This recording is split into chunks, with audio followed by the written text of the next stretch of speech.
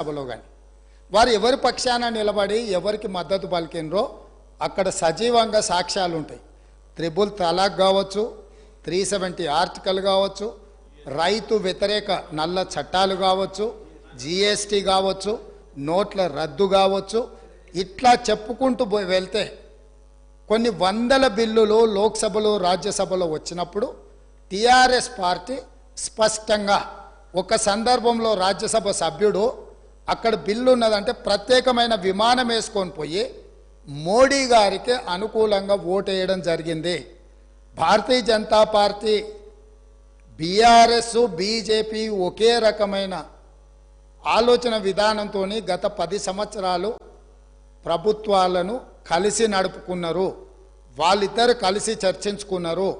ఇంతెందుకు వాళ్ళ పార్టీ అంతర్గత విషయం ముఖ్యమంత్రి గారిని మార్చాలని ఇక్కడ చాలామంది మాజీ మంత్రులు చంద్రశేఖరరావు గారిని దించేసేయాలి, తారక రామారావు గారిని ముఖ్యమంత్రిని చేయాలని చెప్పి ఆ మంత్రివర్గంలో ఉన్న వాళ్ళే చంద్రశేఖరరావు గారి మీద అవిశ్వాసం ప్రకటించి తారక రామారావు గారిని ముఖ్యమంత్రిని చేయండి అని వాళ్ళు మాట్లాడినరు. వాళ్ళందరూ ఒత్తిడి తట్టుకోలేక చంద్రశేఖరరావు గారు వెళ్ళి నరేంద్ర మోడీ ప్రధానమంత్రిని కలిసి నేను అక్కడి నుంచి మా వాళ్ళు తప్పుకోమంటుండ్రు, తప్పుకుంటా తారక రామారావు గారిని తెలంగాణ రాష్ట్రానికి ముఖ్యమంత్రిని చేస్తా, మీరు నాకు అనుమతి ఇవ్వమని అడిగినరని, నేను వారసత్వ రాజకీయాలు లేకపోతే రాచరికాలను నేను సమర్థించను, నేను వ్యతిరేకిస్తున్నా, అది ఎలా సాధ్యమో అని నేను చంద్రశేఖరరావును నిలదీసినని భారత ప్రధానమంత్రి తెలంగాణ రాష్ట్రానికి వచ్చినప్పుడు స్పష్టంగా ప్రకటన చేసిండు.